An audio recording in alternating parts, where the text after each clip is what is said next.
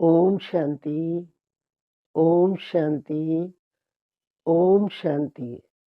परमपिता परमात्मा शिव की श्रीमत रूपी कदमों पर कदम रख चलने वाले एक महान हस्ती ब्रह्मा बाबा, आपका जीवन इतना महान था जो सारी दुनिया आपको याद करती है।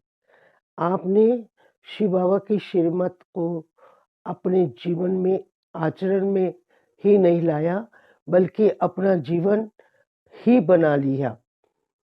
आपकी विशेषताओं का जितना गायन किया जाए उतना कम है, परंतु आपकी विशेषताएं, आपके त्याग तप को शब्दों में बांधना असंभव है। आज मैं आप सबको उनकी एक विशेषता, जिसने हम सबके जीवन में गहरी छाप छोड़ी है, निमित्त और निर्माण बनकर के सच्चे सेवादारी की, उस पर कुछ अपने विचार रखना चाहती हूँ। ब्रह्मा बाबा का सदा इस बात की ओर ध्यान रहता था कि जैसे मुझ आत्मा की वृद्धि होगी, वैसा ही वायुमंडल बनेगा। और प्यारे बाबा का इस बात की ओर विशेष ध्यान रहता था कि जैसे मुझ निमित्त आत्मा की वृद्धि होगी, वैसा ही वायुमंडल बनेगा। उसके लिए वो सदा इस बात का ध्यान रखते कि जितना मैं निमित्त और निर्माण होकर के कार्य करूँगा, उतनी ही सफलता मिलेगी। वो हमेशा शरीर रूपी शरीर का आधार लेकर के कार्य करते थे, शरीर के अधीन होकर के कार्य नहीं करते थे। और उनके अंदर सदा ये बात रहती थी कि निमित्त और निर्माण जो महानता का ही एक बहुत बड़ा गुण है, निमित्त और निर्माण बन करके ही मुझे सेवा के कार्य में रहना है। और उस स्मृतियों में रह करके मैंने शरीर का भी आधार निमित्त मात्र और सेवा भी मुझे निमित्त मात्र ही करनी है, जिसके कारण उन्हें हर कार्य में बहुत सफलता मिलती थी। कहा भी जाता है, जहाँ निमित्त और निर्माणता का वास है, वहाँ सफलता ही सफलता है। और निर्माणता अपने आप में सहज योग की तरफ और सहज उन्नति की तरफ ले जाती है। जहाँ निर्माणता से जहाँ जिस व्यक्ति में निर्माणता का वास होता है, वहाँ वो सदा दुआओं का पात्र होता है। इसलिए निमित्त और निर्माण का होना बहुत आवश्यक था। बाबा हमेशा हर कार्य में अपने आप को निमित्त रखकर बच्चों को आगे रखते थे, ताकि उनके अंदर ये भान रहे कि मैं कुछ नहीं करता, बच्चे ही करते हैं। कई बार बाबा ने आपका मंत्र बहुत अच्छी तरह से सिखाया, क्योंकि आप कहकर के बच्चों को आगे बढ़ाता था और बच्चों के अंदर भी इस बात की विशेष धारणा धारणा के बीज बोते थे कि जो भी कार्य करो, अपने को निमित्त और निर्माण समझ करके करो। और कार्य की सफलता तभी होगी जब निमित्त और निर्माणता के साथ साथ स्नेह का होना बहुत जरूरी है।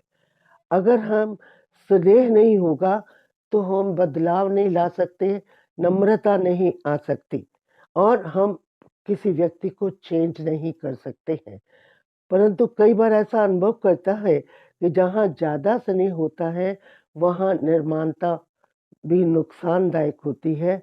इसलिए बाबा हमेशा ऊंची ऊंची स्मृतियाँ कहते थे कि आप अपने आप को यही समझो कि निमित्त और निर्माण के आधार से ही मैं विश्व का नव निर्माण करने वाला हूँ, मैं विश्व का निर्माता हूँ।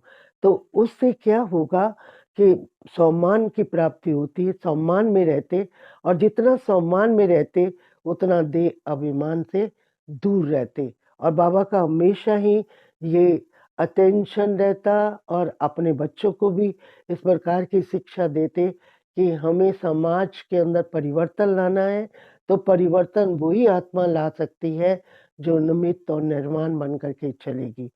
उसके लिए लगाव, झुकाव, ठहराव का अपने आप देह अभिमान अपने आप किनारा कर लेगा। बाबा ये भी बात हम बच्चों को बहुत अच्छी तरह से सिखलाते कि हमारे पास जो कुछ है वो सब शिव बाबा की बाप दादा की देन है। हमारे पास जितने भी खजाने हैं वो सब उसकी देन है और उसी देन को हम अपना समझ करके नहीं दे सकते। उसमें चाहे ज्ञान का खजाना, गुणों का खजाना, शक्तियों का खजाना, दुआओं का खजाना, जो कुछ भी खजाने हमारे पास है जिससे हम संपन्नता की ओर बढ़ रहे हैं, परंतु वो सब उस प्रभु पिता की देन है। तो देन को देन समझ करके अगर हम यूज करते हैं तो वो और आगे बढ़ता है, क्योंकि परमात्मा करण दाता भी है और करण करावनहार है। तो जब हम ये बात भी अपनी बुद्धि में धारण करके चलते हैं कि वो बाबा ही करण करावना है, मैं सिर्फ करणहार हूँ और जो कुछ भी मेरे द्वारा कार्य हो रहा है वो उस परमात्मा पिता की द्वारा ही हो रहा है। मैं उनको अपना मैं सिर्फ निमित्त और निर्माण बन करके कार्य करता हूँ। आप देखेंगे कोई भी कार्य का निर्माण हम अगर करना चाहते हैं तो जब तक हमारे अंदर निर्माणता नहीं है, निमित्त भाव नहीं है, तब तक वो कार्य सफल नहीं हो सकता। तो कार्य को सफल करने के लिए हमें निमित्त भाव और निर्माण भावना का होना बहुत बहुत आवश्यक है, जिससे हम अपने सम्मान की भी रक्षा करेंगे, क्योंकि सम्मान का होना भी जीवन के अंदर आवश्यक है। क्योंकि जब तक व्यक्ति अपने सम्मान में स्थित नहीं होता, स्वस्वरूप और स्वस्थिति में स्थित नहीं होता, तब तक उसके द्वारा पुण्य का कर्म भी नहीं हो सकता। कई बार ऐसा महसूस होता है कि जैसे निमित्त निमित्त हमें त्याग भावना सिखाता है, मैं का त्याग करना सिखाता है। कई बार हम ऐसा महसूस करते हैं कि चलते चलते हम ऐसे कुछ पुरुषार्थी होते हैं, उनके अंदर ये बहन भाव पैदा हो जाता है, मैंने ये किया, मैं ही ये कर सकता हूँ। वो मैं के गीत गाता या अपनी वाह वाह के गीत गाना शुरू कर देता है। परंतु याद करिए वो वाह वाह के गीत देह अभिमान के कारण होते हैं और वो वाह वाह के लड्डू रेत के लड्डू के समान होते हैं। रेत के लड्डू देखने में बहुत सुंदर होते हैं पर खाने में वो खाए नहीं जा सकते। इसलिए जो हमें सफलता प्राप्त होनी चाहिए, जो हमें आशीर्वाद प्राप्त होना चाहिए, वो ना प्राप्त हो करके वो पीछे की ओर हम जाना शुरू कर देते हैं। तो इसलिए हमें हमेशा अपनी वाह वाह की जगह अगर हम बाबा की वाह वाह करेंगे, बाबा की महिमा गाएंगे और बाबा ने ही ये सब कार्य कराया है, मैं सिर्फ निमित्त हूँ, मैं निर्माण हूँ, तो आप देखेंगे हमारे 10 व्यक्ति और भी सहयोग देने वाले पैदा हो जाएंगे हमारी इस मनोस्थिति को देख करके। परंतु अगर हमारे व्यवहार में निमित्त भाव निर्माण भावना नहीं है तो हमारे को दूर से ही नमस्कार करेंगे और हमारे को सहयोग नहीं देंगे। तो बाबा का हमेशा यही कहना है कि सेवा की वृद्धि निमित्त भाव और निर्माण भावना से ही हो सकती है। इसी प्रकार कई बार हमें लोक संग्रह अर्थ आगे बढ़ने के भी कई चांसेस मिलते हैं।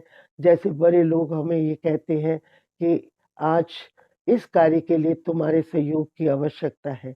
अगर हम अपने ईगो माइंड में रहकर या देह अभिमान में रह के कहेंगे नहीं नहीं मुझे तो अभी ये काम करना है, वो काम करना है, ऐसा ना सोच करके अगर हम ये कहें कि बाबा ने हाँ जी, जी हजूर, तो उसे हाँ जी और जी हजूर करने से हमारे कार्य में भी शक्ति आ जाएगी, हमारी मनोस्थिति में भी शक्ति आ जाएगी और हम माननीय बन जाएंगे और आगे बढ़ने के हमारे अनेक चांसेस बन जाएंगे। और विशेष कार्य में जब हम सहयोगी बनते हैं तो विशेषता की लिस्ट में आ जाते हैं। तो इसलिए हमें हम हमेशा संयम, जैसे बाबा भी संयम में रह करके कार्यकर्ता नियम मर्यादाओं के अंदर रह करके, अनुशासन में रह करके सब कार्य करता, तो हमें भी बाबा ने यही सिखाया कि हमेशा ईश्वरीय नियम, मर्यादाएं, श्रीमत को साथ लेकर के संयम में रह के कार्य, संयम और अनुशासन में रह के कार्य करेंगे तो कार्य की सफलता ही सफलता है। मैं ये कहना चाहूंगी, जहाँ नमित भाव, निर्माण भावना, निर्मल स्वभाव और है, वहाँ सफल निर्माणता है ही, सफलता है ही है। बाबा को अगर हम और नजदीक से जाकर के देखें तो बाबा ने अपना सारा कुछ विश्व सेवा में समर्पित कर दिया, और बाबा ने जो अपने तन, मन, धन, मन, वचन, कर्म, संस्कार, शक्तियां सब विश्व सेवा में समर्पित करके बच्चों को श्रेष्ठ और महान बनाने में लगाई। हमने देखा बाबा के अंदर एक ऐसी कला थी, चाहे कोई कितना भी ऐसी आत्मा होगी, उसको भी वो बहुत मीठे प्यार से, दुलार से उसको ऊंची स्मृतियां दिला करके उनके गलत संस्कारों को छीन करके उनको श्रेष्ठ बनाया। नकारात्मक संस्कारों को भी उन्होंने छीन करके उनको वफादार भी बनाया, आज्ञाकारी भी बनाया, और एक श्रेष्ठ कार्य करने की शक्ति भी उनके अंदर पैदा की। तो बाबा की जितनी महिमा की जाए, मैंने अपने व्यक्तिगत जीवन में भी देखा कि हमें भी इस बात का विशेष ध्यान रहता है कि हमें जो भी कार्य करना है निमित्त भाव और निर्माण भावना से करना है, और अपने जीवन को संपन्न और संपूर्ण बनाते हुए जीवन मुक्त स्थिति का अनुभव करना है। परंतु इस महान स्थिति के अंदर हम तभी स्थित हो सकते हैं जब हमारी समृद्धियां ऊंची होंगी, कर्म ऊंचे होंगे, विचार ऊंचे होंगे, संस्कार ऊंचे होंगे। मुझे याद आता है कि बाबा ने मुझे ऐसी विशेष ऊंची ऊंची समृद्धियां मेरे अंदर जागृत की, जिसने मुझे एक शिव शक्ति के रूप में स्थित किया, श्रेष्ठ कार्य करने की शक्ति मेरे अंदर प्रदान की।